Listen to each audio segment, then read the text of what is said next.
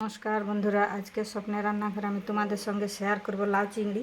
তো এই যে আজকে বাজারে চিংড়ি পেয়েছিল, তো এই যে আমার শাশুড়ি মা নুন হলুদ দিয়ে ভালোভাবে বেছে নুন হলুদ দিয়ে মাখিয়ে দিয়েছে। আর এই যে লাউ, আমি লাউটা আবার কেটে নেব। এইভাবে আমি লাউটা কেটে নিচ্ছি। খুব এটা দিয়েই আজকে লাউ চিংড়ি হবে। খুব সুন্দর কচি আছে লাউটা। এই যে আমি এইভাবে ছুলে নেব, এইভাবে ছুলে নিচ্ছি। এই ভিতরের যে সাদা মোটা অংশটা সেটাকেও ওই যে ফেলে দিচ্ছি, যাকে বলে পেটটা ফেলে দিতে হবে, কারণ এটাতে বীজ আছে। বীজগুলো ওই যেভাবে বের করে দিতে হবে। বীজটা অবশ্য কচি, খুব কচি বীজটা, তবু বীজটা খাওয়া যাবে না, বীজটা ফেলে দিতে হবে। এইভাবে আমি ছুলে নেব সবটা। দেখতে পাচ্ছ বন্ধুরা, আমি এই যে এইভাবে লাউটা কেটে নিয়েছি। এই কেটে কেটে আমি জলে দিয়ে দিয়েছিলাম। এগুলো এখন ছেঁকে আমি কড়াই দিয়ে দেবো, মানে একটু সিদ্ধ হতে দেবো। এইভাবে ছেঁকে নিচ্ছি। তো এই যে দেখতে পাচ্ছ বন্ধুরা, আমি কড়া বসিয়ে নিয়েছি।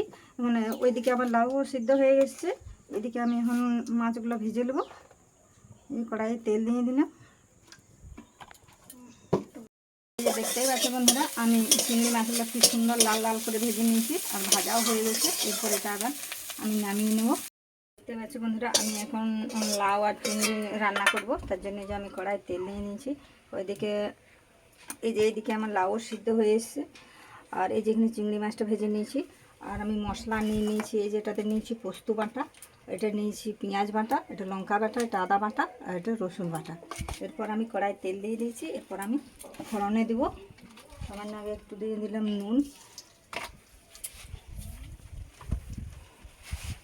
দিয়ে দিচ্ছি একটা কাঁচা লঙ্কা, একটা পাকা লঙ্কা, আর দিয়ে দিচ্ছি একটা তেজপাতা,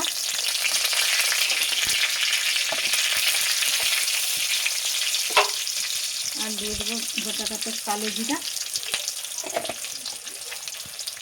ভালোভাবে একটু নাড়াচাড়া করে নেব। দিয়ে দেবো আমি পেঁয়াজ বাটা। পেঁয়াজ বাটাটা ভালোভাবে ভেজে নেব।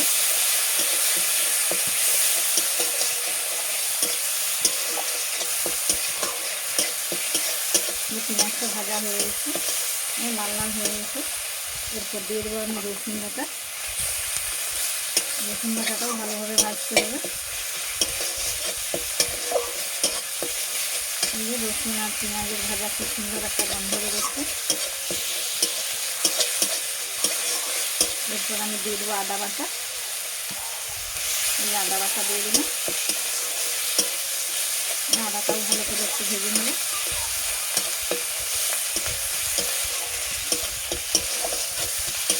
তারপর দিয়ে দেবো আমি শুকনো লঙ্কা বাটা। এই যে শুকনো লঙ্কা বেটে রেখেছিলাম, এই শুকনো লঙ্কা বাটা আমি দিয়ে দিয়েছি দুটো। তোমরা যে যেমন ঝাল খেতে পারো সেরকমই দেবে, আমি দুটো দিয়েছি।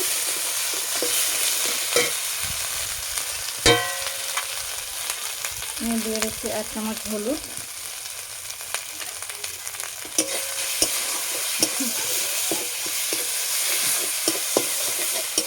এটা আমি ভালোভাবে একটু মশলাটা রেডি করে দেবো। বেটে রাখা পোস্ত, এই যে বেটে রেখেছিলাম পোস্ত, এই বেটে রাখা পোস্ত দিয়ে দেবো।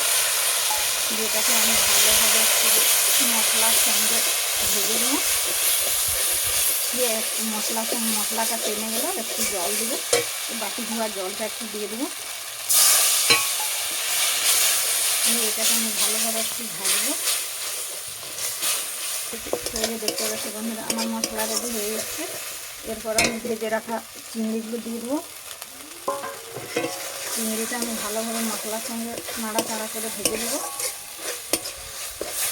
আর মাছটা তো আমি নুন দিয়ে হলুদ দিয়ে ভেজে রেখেছিলাম, আর লাউটাও আমি একটু নুন একটু হলুদ দিয়ে সিদ্ধ করে নিয়েছি। এরপর আমি পরিমাণ মতো মাছটা টেস্ট করে তারপর নুন দেবো। এখন আমি দিয়ে দেবো সিদ্ধ করে রাখা লাউ। এটা আমি ভালোভাবে মিশিয়ে নেব চিংড়ির সঙ্গে। বন্ধুরা, চিংড়ি আর লাউ কি সুন্দর আমি ভেজে নিয়েছি। তো আমি নুন দেখলাম যে একটু নুন লাগবে, তাই আমি এই যে 1 চামচ নুন দিয়ে দিলাম। এটাও আমি ভালোভাবে একটু নাড়াচাড়া করে নেব। এরপর আমি জল দেবো,